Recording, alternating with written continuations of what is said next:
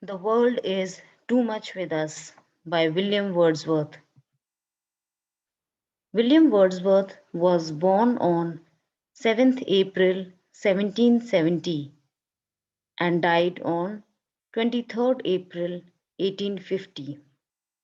He was an English romantic poet who, with Samuel Taylor Coleridge, helped to launch the Romantic Age in English literature with their joint publication of Lyrical Ballads in 1798. The Romanticism was an artistic, literary, musical, and intellectual movement that originated in Europe towards the end of the 18th century. Romanticism was characterized by its emphasis on emotion and individualism, as well as glorification of all the past and nature, preferring the medieval rather than the classical. It was partly a reaction to the Industrial Revolution, the aristocratic social and political norms of the Age of Enlightenment, and the scientific rationalization of nature, all components of modernity. Wordsworth's magnum opus is generally considered to be the prelude, a semi autobiographical poem of his early years that he revised and expanded a number of times.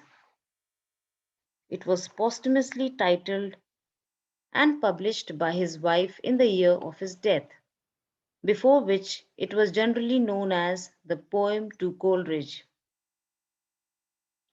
Wordsworth was Poet Laureate from 1843 until his death from pleurisy on 23rd April 1850.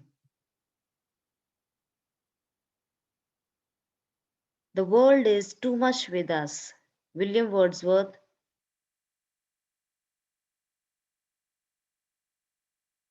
The world is too much with us, late and soon.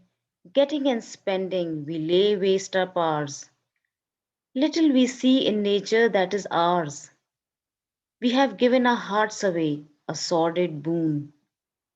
This sea that bears her bosom to the moon, the winds that will be howling at all hours, and are upgathered now like sleeping flowers. For this, for everything, we are out of tune. It moves us not. Great God, I would rather be a pagan suckled in a creed outworn. So might I, standing on this pleasant lea, have glimpses that would make me less forlorn, have sight of Proteus rising from the sea, or hear old Triton blow his wreathed horn. Let us summarize the poem. Wordsworth gives a fatalistic view of the world, past and future. The words late and soon in the opening verse describe how the past and future are included in his characterization of mankind. The author knows the potential of humanity's powers, but fears it is clouded by the mentality of getting and spending.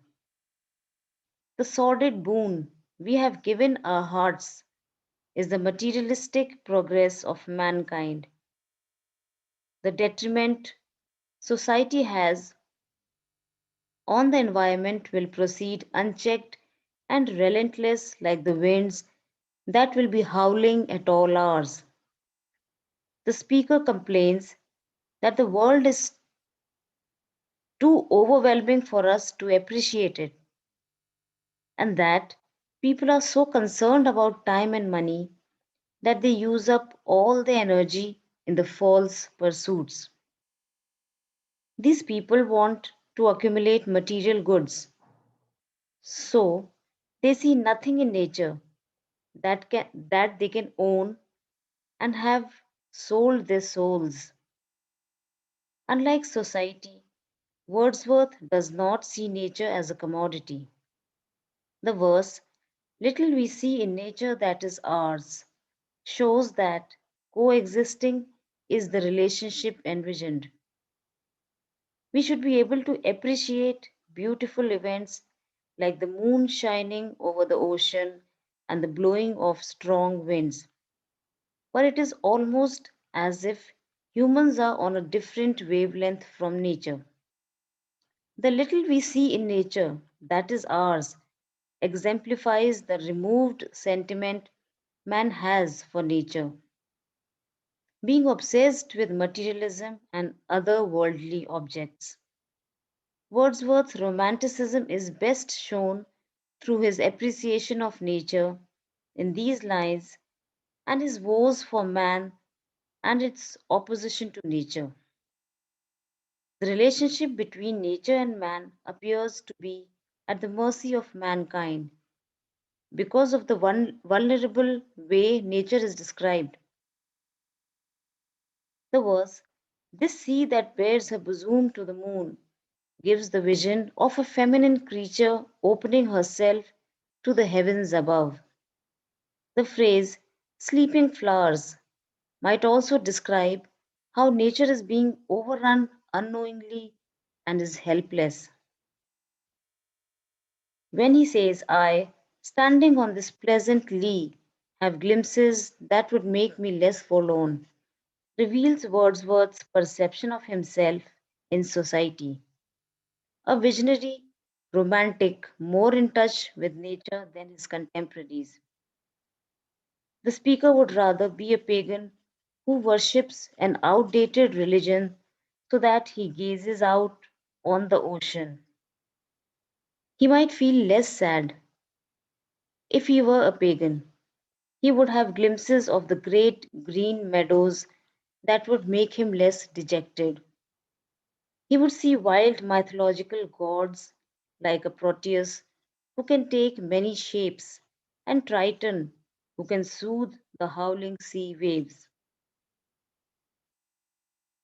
Now, the sonnet by the English Romantic poet William Wordsworth criticizes the world of the first industrial revolution for being absorbed in materialism and distancing itself from nature. The poem was composed in 1802 and was first published in Poems in two volumes in 1807. Like most Italian sonnets, its 14 lines are written in iambic pentameter. So we see the central concerns in the sonnet are: mankind has become obsessed with commercialism. This distracts us from our relationship with nature. We are different to cosmic forces that control the sea and the wind. We no longer respond to the rhythms of nature. Wordsworth feels that as a pagan he might use his imagination more fully to perceive these cosmic forces through a more intimate communion with nature. Issues are still relevant today: destruction of environment as a result of our endless quest for material prosperity.